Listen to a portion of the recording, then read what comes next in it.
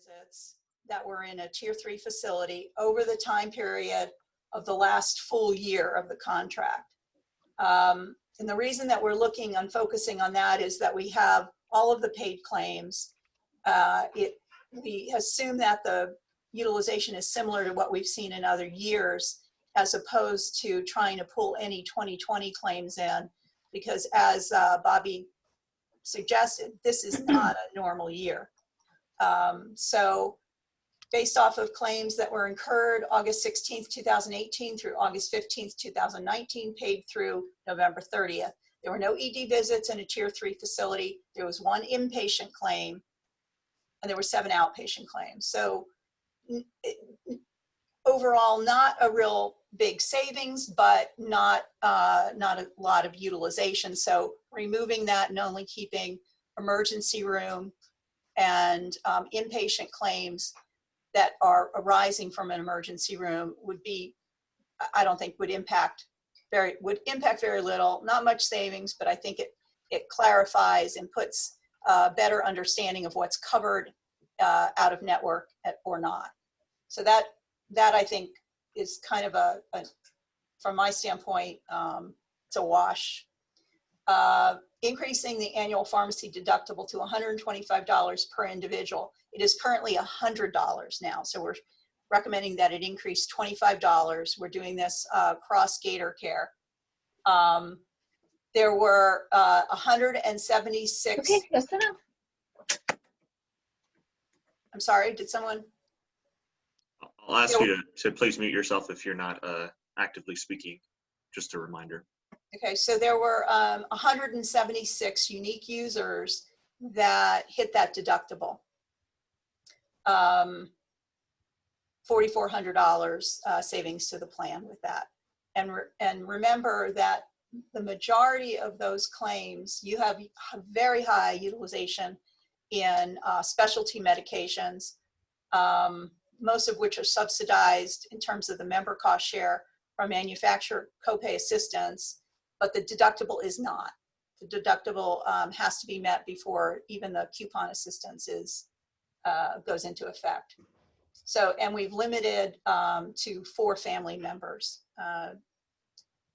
The third would be to increase the ER per visit deductible on tier 2 and 3 from $250 to $350 for in area and tier 3 for out of area. Also with this last contract, you increase the emergency room visit deductible, but without any differentiation between a tier 1 versus a tier 2 facility. And so typically what we have seen is a higher deductible on a non-tier 1 or UF Health facility. That was impacting 93 claims, all tier 2. There were no tier 3 claims. So how many, I did not get from them how many were in North Florida, although I requested that information. I just got the general number. The next one would be to increase the tier 2 per admission deductible from $1,000 per admission to $1,500 per admission. There were 16 claims that would have impacted. Again, I don't know if that's 16 people, but probably. The next thing to discuss or to consider is add a 10% member coinsurance at Quest. That includes both in and out of area. Not having the 10% coinsurance, and that deductible does not is waived for this benefit. That not having the member coinsurance is sort of a carryover from what was in place when you moved into Gator Care. That would result, I guess I could highlight these, that would be easier to read. In a $9,000 to $1,200 claim savings. There were basically almost 1990 Quest visits. I've also asked for the number of unique members, but didn't get that from Florida Blue before this call. And 10% coinsurance is really dependent on what the tests are. what the cost of the test. Okay. The next Dr. one was the consideration of adding a dental copayment of $20 per benefit period. Dr. What Sinfes, I'm it sorry is- to interrupt. Sure. This is just about the last point, and I don't want to lose the question. Okay. In your experience, can you kind of, might be uncomfortable, can you kind of estimate what kind of procedures those Quest visits are about? Oh, they're labs. So if you go to have Okay. a well exam and get laboratory, that's covered at 100% because it's a preventive visit. But if you're going for follow-up, somebody has a urinary tract infection, they have a urinalysis sent, they're getting blood counts, or a chemistry panel looking at their electrolytes. Those are the kind of tests. The contract that Florida Blue has, I can't, they won't give me that information, obviously. I just know my experience before I came here with Humana, what you paid out of pocket was pennies on the dollar compared to what the charges were. So it's not that significant in terms of a cost per encounter. But these were visits. I don't know how many tests were, when you go in and you get multiple blood tests at the same time. Right. It's just visits, not claims. So it's, I don't have any better detail on it. Dental copay. So remember, there is up to a $330 dental benefit per year. The in-network, meaning Tier 1, UF Health, dentistry, is basically covered at 100% up to that $330. If you go to a Tier 2 dentist, you still have coverage up to $330, but you're paying a co-insurance for it. So there were 750 unique users. So 750 people access that dental benefit. And that would be $20 addition, so if you go to the dentist, it would cost you $20 for the number of visits that you go. Now that, if it's over 330, that's something that you're paying directly to the dentist. The maximum out of pocket. So any copay, any deductible, any co-insurance you pay is capped for your maximum, for your out-of-pocket costs. Right now, this is looking at Tier 1 and Tier 1 and 2 for the out-of-area plan, which is essentially the same. It is $2,500 per individual, $5,000 for family, and we're suggesting it go to $2,700, $5,400. You could take any denomination to increase it. Obviously, if you don't take that $200 increase, the actual savings is going to be less, but you could raise it $50, you could raise it $100, any combination, whatever. But if you raise it to what we're suggesting, it's $1,600 to $1,800 savings. In area on Tier 1, 69 individual people met the maximum out of pocket and 5 families. In the out of area plan, 3 individuals and 0 families. So it's not affecting a lot of people. The these are all things that you can pull as a lever. Okay? I'm not suggesting you take all of them, some of them, to make some changes, because you don't want to overwhelm people in 1 year. And unfortunately, this is a 3-year contract. So we're looking 3 years down the line when we're considering these. So increasing the copayment for specialists and urgent care to $35 from $30. That's for Tier 1 in area, Tier 1 and 2 out of area. There were a total of 4,156 total claims. Claims that didn't apply the $30 copayment weren't used in the analysis. Either they weren't covered or the maximum out of pocket wasn't met. So there could be more people impacted. Just depends if the service wasn't covered, or, which is very unusual, or they've already met their max amount of pocket and they didn't pay a copay. So that's a because of the number of times people access that, that's a significant savings estimate. Another option on the dental side is a dental copay of $20 per visit. The other one was $20 per benefit period. That's a little bit greater savings. There were 1,261 distinct visits. So we're talking about visit versus an actual, just the user. Another lever to pull is changing the calendar year deductible. It is currently $100 per individual and $300 per family in Tier 1 in area and Tier 1 and 2 out of area. Suggestion would be to increase it. I'm sorry, it's Tier 1. What am I doing here? And then, increase it for Tier 2. 300 to 600 to an additional $50. So we're suggesting $50 in Tier 1 in area and Tier 1 and 2 out of area. Goes to 150, 300, and then in Tier 2 in area, it goes from 300, 600 to 350, 700. That's a pretty good lift. In Tier 1, there were 488 individuals who hit that $100 deductible.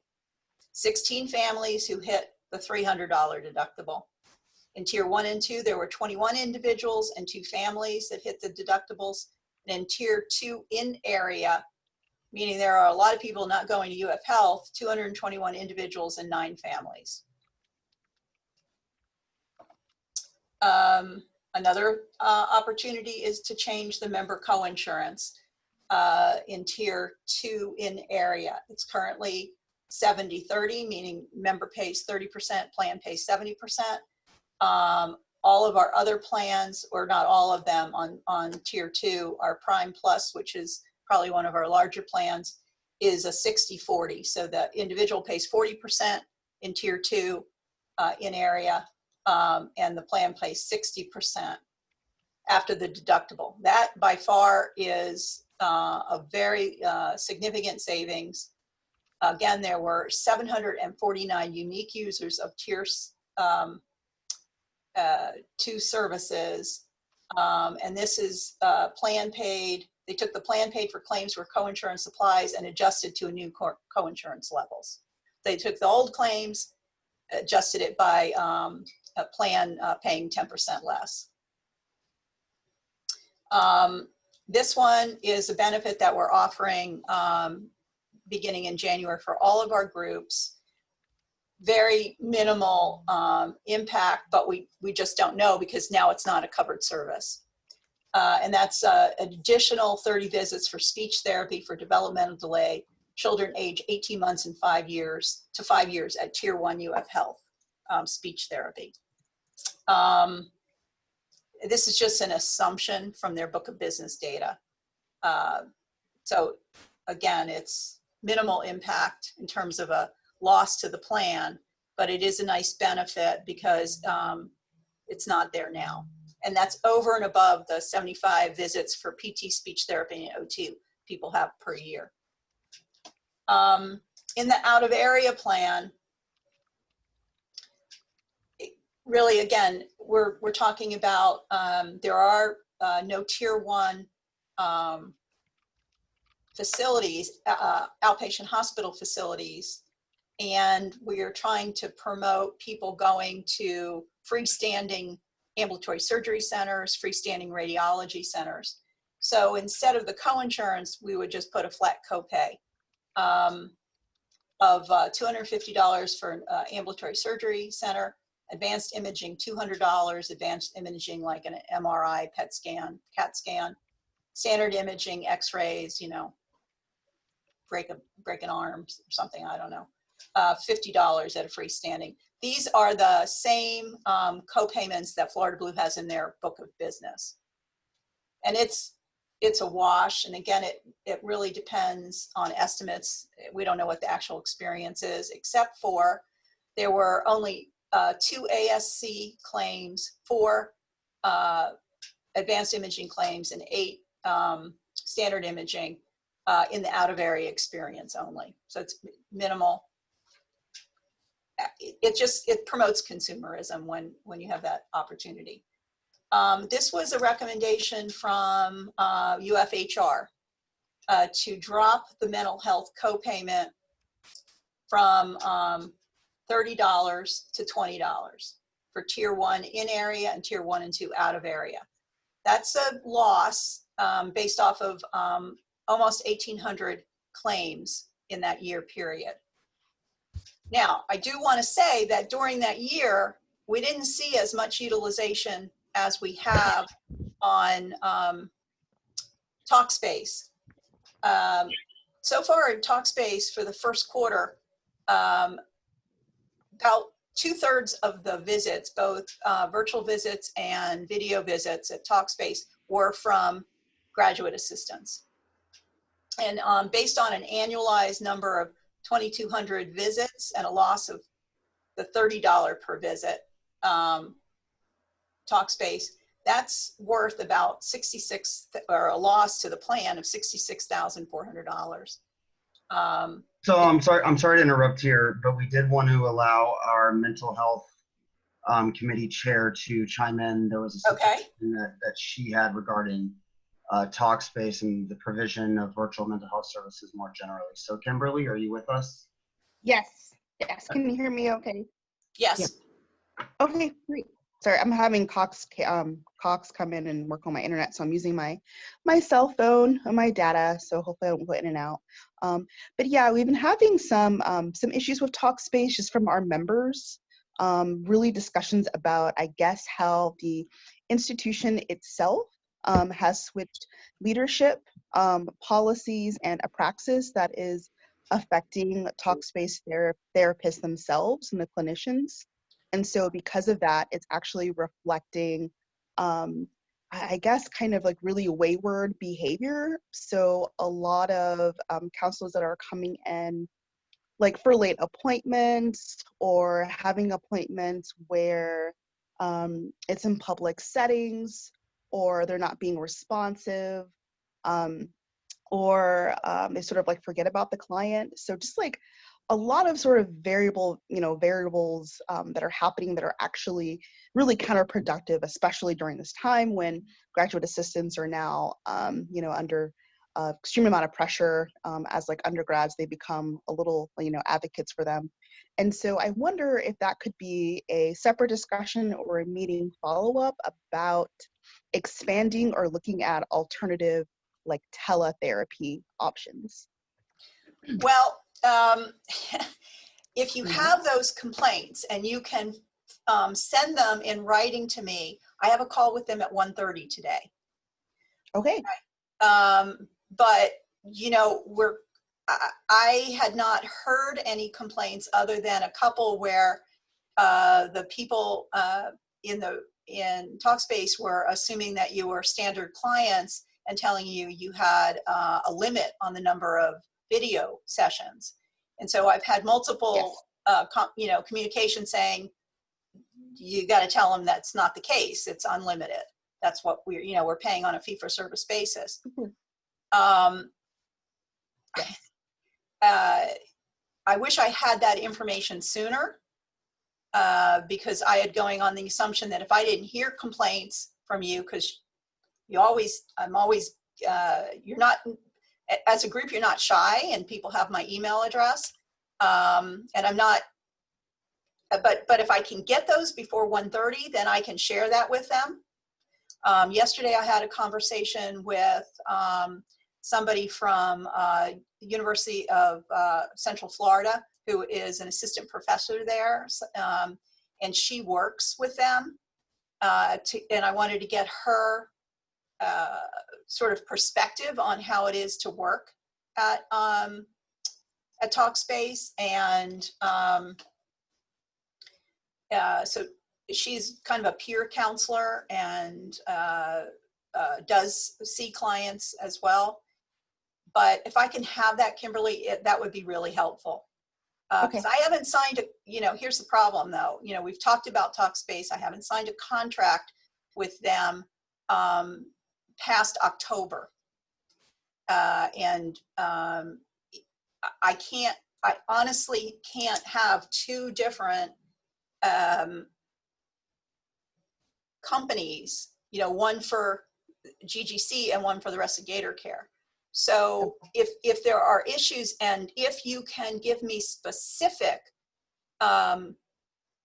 providers who have been late to appointments or conducting appointments in public places, I need to know that to pass that information along. Okay. And I can drag my feet a little bit, but if I don't execute a contract, then there are no more services in October. So I need to have that information. And you're on mute now, Kimberly. Sorry, because I have like the Cox internet person here, and I was trying to do two things at once. Yeah, I will try my best. I'm also a student and I have class. So I apologize for not letting you know earlier, because I was still a student in a pandemic. But I will definitely try my best to see if I can. Oh, maybe okay, well, we lost her now. I think Dr. Tunfest that some of these issues have also kind of exacerbate as we get close to the new semester. Right now, we've just kicked off the semester. There might be an uptick in conversations with Talkspace due to increased pressure and stuff like that. So we might have just started getting a lot more complaints now ourselves. But I will follow up with Kimberly and make sure that we can kind of get that information to you as soon as possible. Yeah, so, honestly, and I don't have it pulled up in front of me, we've had since April, across all of the employer groups, 971 visits over that time period. And about 700 of those 971 are from graduate assistants.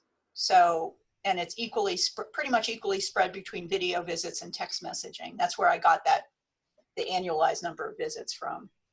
So people are using the benefit. I just, I'm kind of surprised that I didn't hear about issues sooner.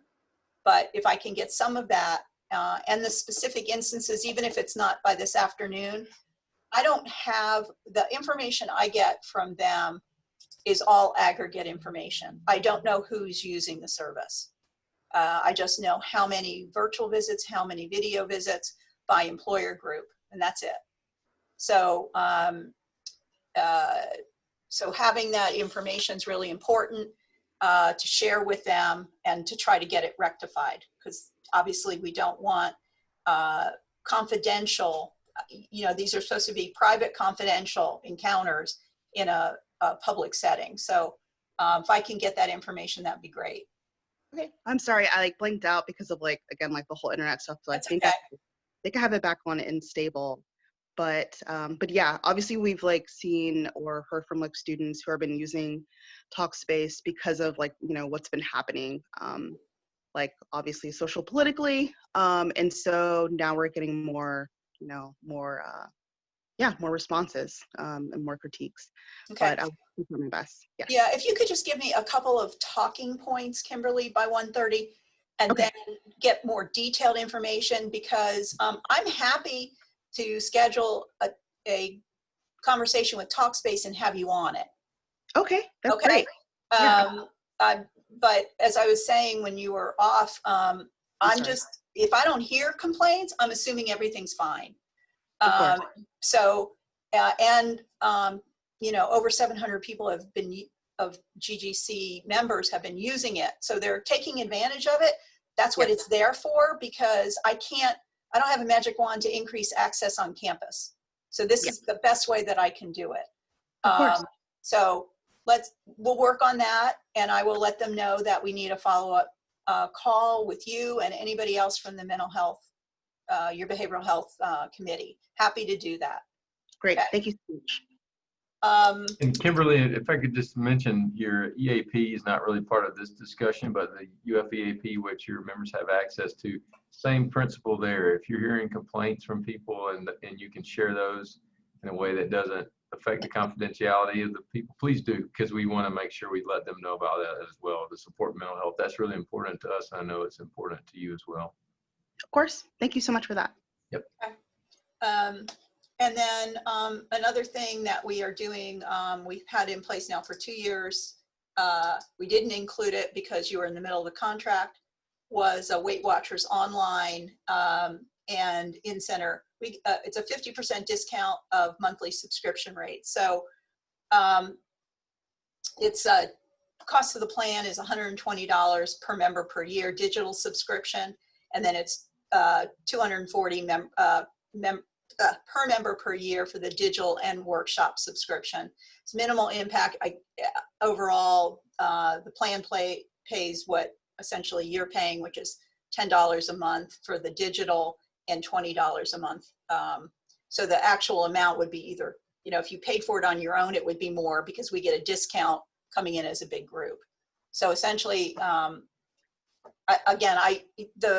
only experience with the graduate assistants are the ones that I see when I've come out to the on-site biometric screenings, and all of them are skinny as rails that come to the biometric screening. So I don't know, other than the information that we get from the Florida Blue information, that there are issues with nutrition and some people who are overweight. So it's a nice benefit. It's very minimal impact. And it is very positive from a standpoint of nutrition, activity, and weight loss.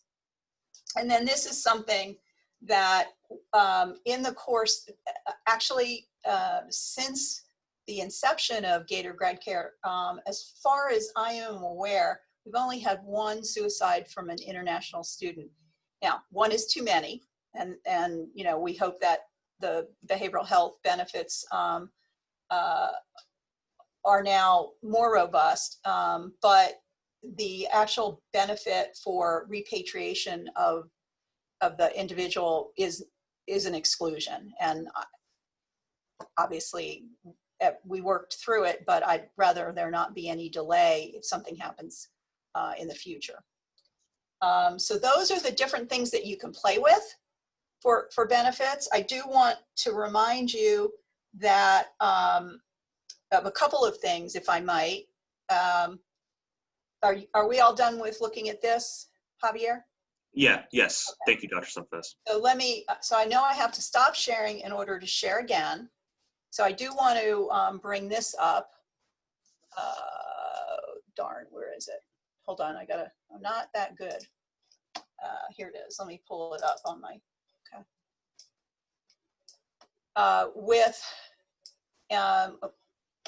okay, what did I do? Here's the meeting. Oh, can you see it now? I see a Blue Cross Blue Shield on a global page. Yes, I'm sorry. So with the number of graduate assistants who are doing distance learning, or who may either, international students are also offered this, even if they are in their home country. I want to make sure, I don't know if you have a copy of this, but this is Blue Cross Blue Shield's Global Core program. So that if you are outside of Florida, traveling in the United States, or traveling, or at this point, if they take Gator Grad Care and they're out of the country, there are instructions on how to access services. And so, excuse me, I sent this morning to Victoria and Kay, but I think this is something, if you don't have it on your GAU website, should be out there, and I can send it to you. And it's just, where to call if you are out of the country or you are out of the state, to find out who you can go see that's a Blue Cross provider. And so I wanted to mention that. And then also, this is me, this is not UFHR, but this is a very good, I think it's a very good insurance product. You're paying as an employee only right now $10 a month, $120 a year. the options that you have are either to take Gator Grad Care if you're under age 26 to stay on your parents' plan, or to take the United student plan. And that is, if I'm right, and Victoria, correct me, $208.33 a month. That would be your cost. I don't know how the benefits line up. I really don't. I've never seen a policy. But when you look at right now, the $10 member cost share compared to what the employer pays, it's 4.4%. That's what your cost share is. Typically, you see a much higher percentage, closer to 20%, that the employee pays in most plans. And I know you're different, you're graduate assistants, I understand all that, but I just want you to understand the value that UF is offering you through this plan. Okay? I just want you to keep that in the back of your mind. Dr. Sunfest, thank you for your comments and your breakdown of the utilization. This stuff is always helpful, and it gives us a new perspective to kind of address these issues with. I know I have one question, and I think Sure. Bobby might have a question regarding the utilization numbers. So I'm looking at, I think it was line item 13 on your spreadsheet, if I recall correctly. But essentially, it's the option to increase copay for specialists and urgent care centers to $35. Yes. And there were 4,000 total claims. Mm-hmm. Bless you. The current copay is for $30, correct? The current copay is $30. Yes. Gotcha. So it's a $5 increase. I think my concern is with GAs who have a need to constantly see a specialist due to a chronic illness or something like that, right? Do you have any insight as to how many of those, what's like the ratio of claims to individual users on that item? I don't have that. They just gave me claims. If you want me to get unique users, I can do that. Okay. And I can see if they can separate it out by urgent care versus specialists, if you'd like that. Yeah, I would definitely be interested in seeing that. And I think you can kind of tell why. If you need to constantly see a specialist as a result of a condition, I don't want to burden you with a copay over and over and over and over. And I understand it's a $5 increase, but some people can see a specialist every 2 weeks, and over the course of a long period of time, that can really add up. But that information would kind of, give me reason. It could shed that problem entirely. Okay. That would be interesting to know. And I think when we spoke, Bobby, you had an additional question. I don't remember it now. I had it written somewhere. Yeah, let me just look at my notes really quick here.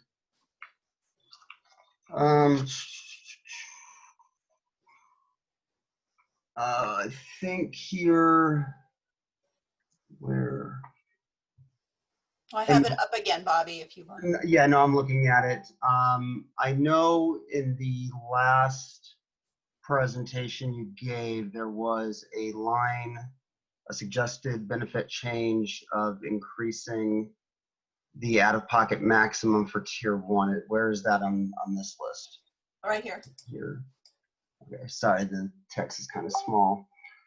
I was wondering, is it a mistake that, did you mean to also recommend, or are you planning to recommend a change to the out-of-pocket maximum for tier 2 in area plans? No, it's just tier 1.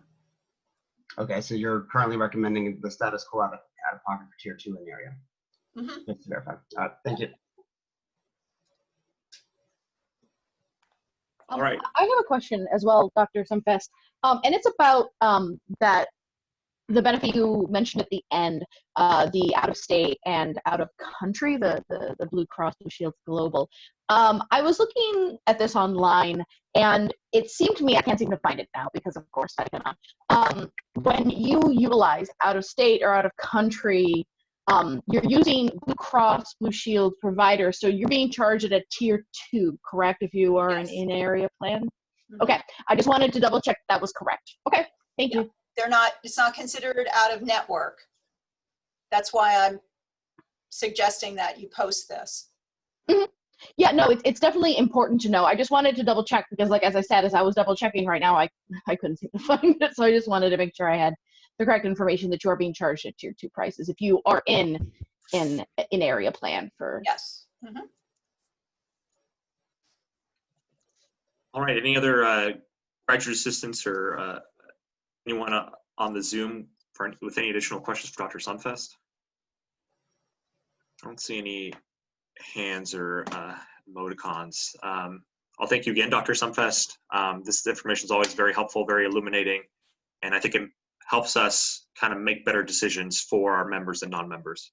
Okay, so let me make sure the only takeaway that I have is the number of unique members for specialists and urgent care, and break it out by specialists and urgent care to give you an idea. And Kimberly is going to give me some talking points on complaints that she's received from graduate assistants utilizing Talkspace. And then the second thing is, after that, I will work with Talkspace to set up another call with the people that are on your behavioral health committee to talk. And they can also give you some ideas, like when I was speaking with the professor yesterday from UCF, of some of the things they specialize with. She is a Black therapist, and she says that she does a lot of work on racial inequality. She has a lot of international clients, and I think there was a question at one point on gender dysphoria, and they have therapists that deal with gender dysphoria as well. So, if there are particular things that you want to bring up, I can have an agenda, and they can have the right people and your folks from your behavioral health committee present. But I think that would be a really good opportunity for us to learn about what your needs are and if you're having any problems. Thank you, Dr. Sunfest. We will follow up. And I thank you also for being responsive to our emails. We may come up with more questions for you, but we know that you will get to us, certainly. Sure. That being said, when we discuss this information, I'll repeat, we didn't have the utilization numbers, but we can tell you right now some benefits some benefit changes that we're amenable, that are amenable to us, and some concerns that we have as well. I know that the big ticket item here in terms of savings is to increase the member co-insurance from 70 to 60%, so a 10% increase in the co-insurance for anyone getting tier 2 in area services.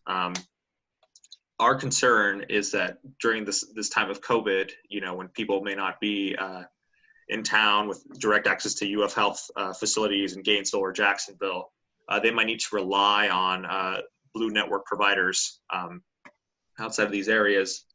And I think that 10% can be hundreds, sometimes even thousands of dollars, depending on what you need to go for. So that's kind of a concern to us. I will say that the next big ticket item is to increase the, yes, go ahead, Dr. Sunfest. So Victoria or Kay, if you can speak to it, we've been talking about with HR, because we started getting phone calls from graduate assistants who were signing up for GGC, who were out of state. And it's really dependent, and so Victoria, tell me if I'm wrong, on the department putting in the work county. The work county, if it's outside of the Gainesville or Jacksonville service areas, will drive it to the out of area plan, okay? And the out of area plan, pull it up in my book. We're not the out of area plan. Right now, you get an 80-20. So if you're in the out of area plan, so, for this semester, if a student is living in Pennsylvania or California They shouldn't be on the in-area plan. They should be on an out-of-area plan. And that is dependent on the department putting in the work county. So it's very, very important. And so what you're talking about is even richer than a 70-30. It's an 80-20, and we're not suggesting that change, okay? Just because of that fact that they're not, they are relying on tier 2 providers. So you got to drive that home. If somebody is working remotely, they should be on the out of area plan for the semester that they're studying. They're doing distance studying, okay? Yeah, I'd like to ask a question about Javier. Sure. Are you concerned about the 70% during the current pandemic, or are you concerned about it in general? So more so in the pandemic times, correct? Okay, so if we can come up with some kind of accommodation during the pandemic, we should be okay, or not okay, but less stressful for you. Yes. Okay, thank you. Yeah, no, thanks, Bill. That's I think a potentially creative solution here. I will Dr. say. Sunfest, sorry, Go ahead, Javier. Go ahead. No, please. I have a question about this department, the Work County Code. This is something that can be changed currently. It's like, and would become retroactive for this. Because I know things get weird when you have calendar years versus the semester, right? So it can be something that the department can put in immediately, and these GAs can have access to if they're working out of area. Rachel, I'm going to defer to Victoria because. Okay. Victoria, you're on mute.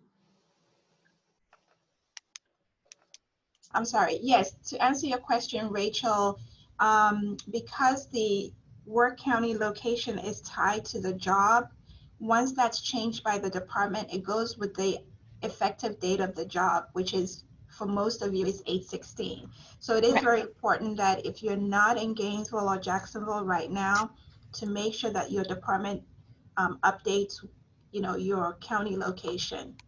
Okay. And then when you come back, it's going to be very important to also have them change it. Okay. And if any departments are confused, if any GAs are struggling, who would be the contact person to make sure that this is rectified? Would it be the HR benefits? Absolutely. The GA benefits email or phone number, and we'll. Okay. Yeah. And I think what Bill said is, we have always gone. So let me just throw this out. We've always gone with. You sign the contract and your benefits don't change for 3 years. If you want to look at some stepwise progression, I think that could be easily entertained. So the first year of the contract is X, Y, and Z. Second year is A, B, C, so that you're not locked into those specific benefits. So like Bill says, if you're worried and we don't know that the pandemic is going to be over on January 1st, we don't change the coinsurance for the first year of the contract, but we do change it for the second year, okay? So I think we've never looked at it that way. Maybe we need to throw that, additional, I know it's an, added idea, but it's certainly possible to do that if that's something that you want to look at, so that you protect everybody for that first year if you're worried, because who knows what is going to happen. Right now, everything, just to give you an idea, you're talking about the pandemic, and I don't have this pulled up, but Gator Care has been covering any services, urgent care visits, emergency room visits, physician visits, all the testing at 100%, no member cost share. That will continue at least through the end of the year. It's based off of primarily, the emergency order that the governor has in place. But I want you to realize that, and so far, and this is through 8/13 for GGC, there have been 2,142 COVID tests in Tier 1. There have been 22 in Tier 2 and 34 in Tier 3, all covered at 100%. Okay. Number of actual visits, 104 claims that are COVID related in Tier 1, in Tier 2, 31, and 0 in Tier 3. So those are all covered at 100%, and that will continue through the end of the year. If the pandemic has not been deemed done, then we'll revisit that for January. To make you feel like we are being responsive and understand everybody's situation. That's good information. Thanks again, Dr. Sumfest. Okay. Regarding the second, I think, big ticket line item, the proposition to increase the calendar year deductible by $50 in tier 1 in area, and I think it's exactly the one that Bobby had just brought up. But that's something that we'd be amenable to. I think the maximum savings is about $38,000, just to help you find the line item. That's the calendar year deductible. Right. He was bringing up the max amount of pocket, I think, wasn't it? Oh, you're right. He was. But that's something we'd be amenable to. I think we try to encourage our membership to kind of avoid tier 3 when possible, and kind of. I'm sorry. Can Go ahead, I'd Bobby. like to recommend that we bring that table of the benefit change menu options that are available. Bring that table up so people can Oh, follow sure. along easily. Okay, hold on. Then just if we can pin that to the screen. Yeah, hold on. I gotta bring up the right thing. I think this is it. Yeah, I think so.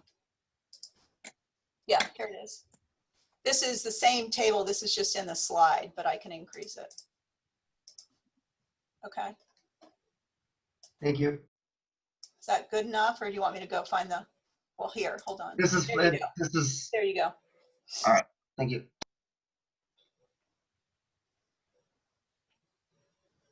So moving on, with the dental benefits, this is kind of 750 unique users is less than 25% of our unit. I think that if we added any kind of copay, either for the benefit period or per visit, I suspect that that number would drop dramatically.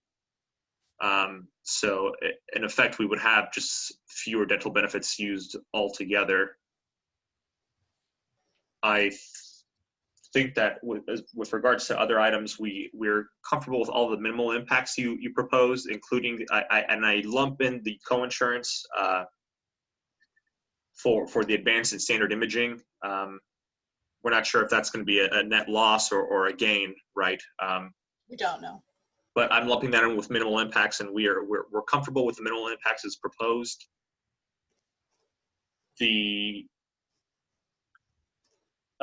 proposition to increase the per visit deductible for emergency room services in tier 2 and tier 3 to $350 for in area, and for out of area under tier 3, which would maybe save up to $10,000.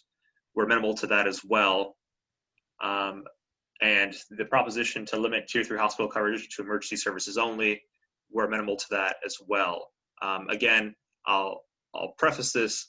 We didn't have the utilization data beforehand. Now that we do, now we can see how many people are using these services. We might be more inclined to expand that list. But that was just our very initial impressions based on the information you provided as of Monday as to what we're going to here with. And that's just as proposed, right? We're not disclosing the idea of potentially working with some of these numbers and maybe not tweaking them as highly. This was a starting point, Javier. Yes. These numbers are not these are our recommendations based off the current benefits. And as I said, you can grow into it over a 3-year period, especially if you're concerned about 2021. So we've never looked at it that way, but there's nothing to say that over a 3-year period, you can't accept a benefit for the first year, and such. We've never looked at, but hey, everything should be on the table to discuss. Right. Yeah, and I'll reiterate, I'm very happy that we're having this kind of exchange as opposed to one where we're ping-ponging proposals back and forth. I think a more open discussion is going to be a lot more fruitful for everyone. Right. But those are our initial impressions. I'd like the chance to revisit this information now that we've gone over as a group the utilization data. And that being said, I don't know if Bill, I don't know if you or your team has anything to add or kind of point out regarding anything we've discussed today so far. No, I mean, I think the approach we're taking is a good one, and that is kind of saying here are some possibilities. The one thing that just in terms of practical stuff is there's a range in terms of savings, and what number do we want to use? We want to split it down the middle. Do we want to use the higher number or the lower number? And I don't need an answer now. It's just we need to think about that. Right. So for our purposes, I'll reveal that we've kind of been working with an average, right? Okay. And it's pretty easy to find the averages here. I don't think there's tremendous variability across these figures. Right. Okay. Right. And we understand even then that they're estimates. Right. You That's know, fine. That's that can Okay, vary. so I'm sorry, Javier. So I just want to make sure the ones that I captured so far, and this is not solidified till you finish your contract, but I just need to understand. So limiting the tier 3 coverage to emergency department and inpatient services resulting from an emergency department visit. Increasing the ED copayment on tier 2 and 3 to $350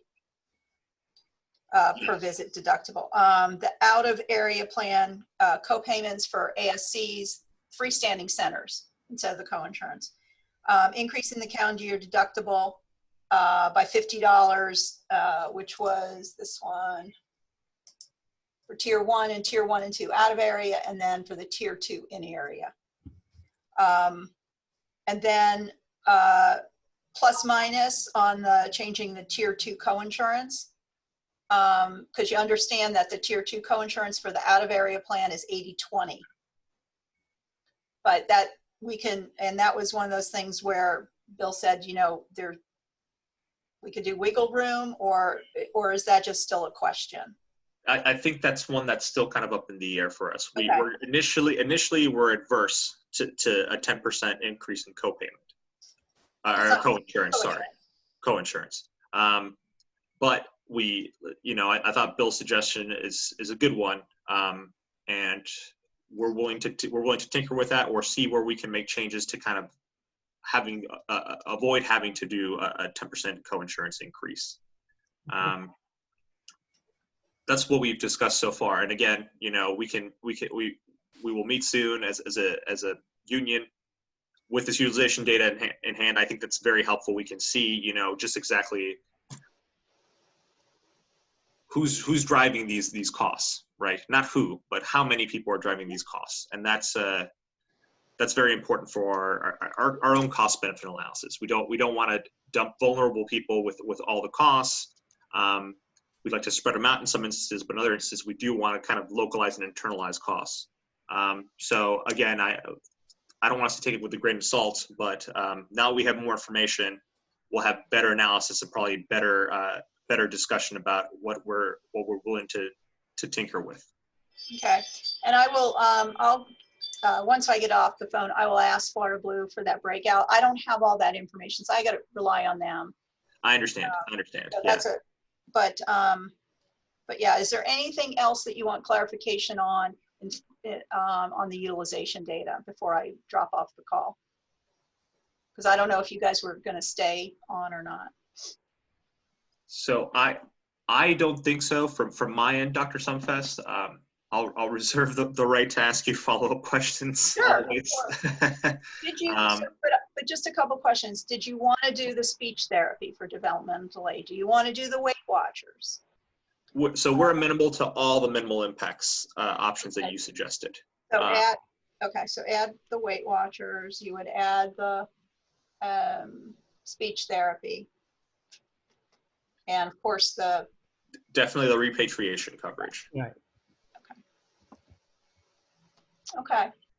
I have a question, Dr. Sumfest, and it's not about utilization costs. It's about something that was on a previous, the previous presentation you gave that's not here. And I'm not sure if this is something that maybe has been dropped entirely. It was about the premium increase, which I don't see listed on the current because that's not slide. A benefit. That's a That's a contribution, and that's something that would be something you would all discuss with Yes. fill in the bargaining. That Okay. so again, that's why I took it off. It's on here somewhere. Okay. Yeah, that was just my question. I was just kind of confused by its absence, but thanks for clarifying that. Yeah, I took it off because it's really not a benefit. Neither is the wellness incentive, and that's something you have to agree upon too if you want to continue that. Mm-hmm. So yeah. And do you have this version if you want it? Do you have this? You have both slide decks? We Okay. we do. Brooke sent this version to us yesterday This one, the new one with the Oh. data on it. Yeah. with Okay. the utilization data. Yes. Yes. Okay. And if you want, you could, if it's easier to read on the Excel, you can have that too. I think I sent that to Brooke. I'll tell you that I'm using a dual screen monitor, and it's kind of obnoxiously large. So I'm okay, but we'll follow up if that's needed. Thank you. Okay. I don't think I have any additional questions, Dr. Sumfest. I'm not sure if my team does. I think there was someone in the chat. Let's see. Attention. I'm not sure if you can see the chat, Dr. Sumfest. Projected savings for the insurance with the premium increase. Well, the premium increase is based off of what you end up choosing in decrements. So until you come up with the things that you're willing, because I'm assuming that this is not a final document, I don't know what the premium change would be. If we did nothing, I was estimating, again, this is just my raw numbers, it's not an actuarial developed rate, would be about a 3%, 3.6% increase over the current rates. So the sort of the things that I had put together before dropped it down to 2.5%, I think. But anything that you choose is either going to add premium or take it away, right? And one thing we would have to do is once you get the final list of benefits, I'm going to go to Mercer Actuarial and we'll have it computed. And just to be clear, I think you equated it a 3.6% increase in premium to 8.38 cent per employee per member deficit. Yeah, hold on. I'm trying to. I'm sorry, per employee per month. Yeah, I have it up here. I was going to try to pull it up if I can find it where it is on this thing. It might be slide 3. Let's try this.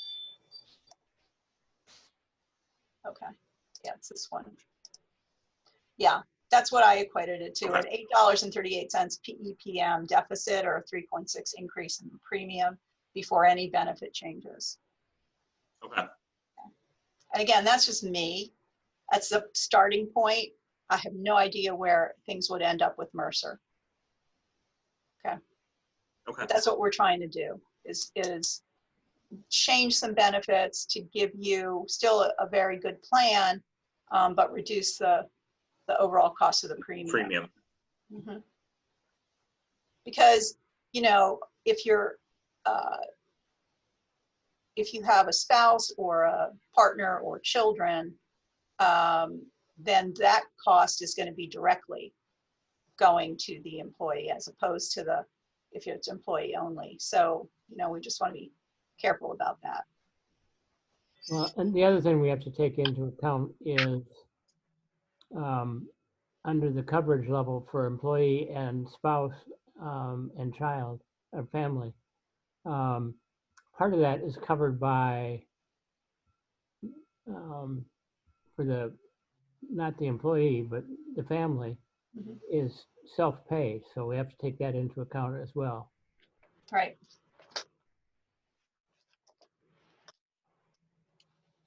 Yeah, so right now, and I don't have this pulled up, on the employees plus spouse or partner, the monthly rate, that's the employee contribution, is $206.86. Employee plus children is $188.42. And the family is $385.66. So that's what you pay now for that additional family coverage. Now, I do want to say when you look at it in comparison to the student plan, there's a huge difference in increase when you look at the student plan. Okay. Dr. Sumfest, thank you very much. So you're quite welcome. Thank you, Dr. Sunfest. If you need anything, let me know. Okay. And I'll start working on this right away. Thank you. Much appreciated. Okay. Yes. Thank you. Bye-bye. So in All right. terms of, in terms Go of ahead, moving forward, I know that early on Bill mentioned whether or not we should schedule time next week to bargain again to try to accelerate the discussion here. And if you think that will be helpful, we can look at using this slot for next week or some other slot that might work well. I think that this time would work for me personally. I'm not sure. I can't speak for the others just yet, but I can get back to you on that, Brooke, if you'll give me some time. I know that we do have one for September 14th as well, I believe.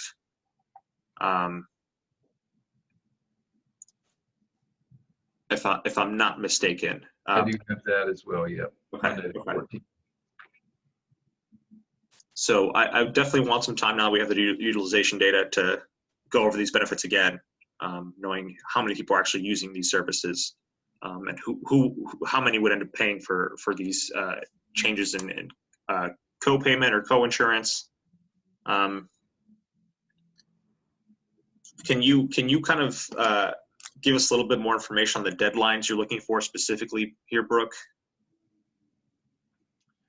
Well, I think we just have a desire to try to move through this quickly. I don't know, maybe Kay or Victoria, Shannon could speak to some specific operational deadlines if that'd be helpful to you, but. Yeah, so I'm sorry, I do have to reiterate that no changes in the plan can take effect until the contract is ratified. So Yeah, that's understandable, but if it is going to be ratified, those testing and implementation has to happen well before that date arrives. So that's why we're just trying to plan ahead for that. by implementation, you mean implementation on the back end, so implementation of Yeah, system implementation, right? Yeah. Okay. Infrastructure Operational. changes. Right. So we don't know when the ratification vote will be held. So the faster we move on the other contract articles, Right. the faster we can Right. meet your guys' goals. Right. And so far we haven't seen, with the exception of one provision in Article 4, I believe, most of your proposals have just been the status quo. You haven't responded to any of ours with anything other than what is currently in the contract, so we can speed up the process. If concession. Wait a second. What do you have out there that we haven't responded to? Let me think of it. So I'm trying to remember the article titles. I think one might be, I don't know if it's other employee rights or miscellaneous provisions. So it's Article 19 or can you help me out over here? What's Sure. other employee rights? Which one was it 19 that we put out there, or was it other employee rights? We do have we had a miscellaneous one out there already, I think. I'm not sure if that might be it. If you could just, well, don't bother right now, but if you could just send us those again so we can take a look at them. I know that you're waiting on us for Article 20, but we'd like to get those others that you're referencing now, so we can make sure we're on the same page. And there's leaves of absence. Right. That like you guys responded to that, but it was pretty much just the current article. You responded with So I can compile that information for everyone, kind of where we stand, well, what's been proposed and where we stand. I guess whose court is the ball in, Right. so to speak. I think that would be very helpful. Yeah. I mean, we've done a lot. We've done a lot, I think, back and forth. So. Okay. Before we sign off, I just want to let you know that the university is looking at furlough options rather than layoff options for all employee groups, including grad assistants. So we will probably have something in that area as well.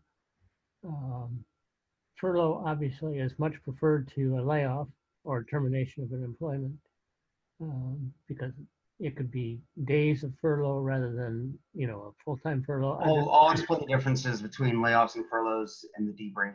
Pardon? Some people aren't aware of the terminology differences between layoffs and furloughs. I'll explain that to everyone in the debrief. Okay. Bill, so I appreciate the notice. I understand it's not a bargaining issue. No, it could be a bargaining issue. If you declare financial urgency, right? I mean, or if you you're changing the status of the employee. Right. So I understand. Is this something that we can talk about with you as well? Not necessarily today, but in the future as a union, just kind of follow up with you and get some more information. Right. Okay. I appreciate that. Thank you.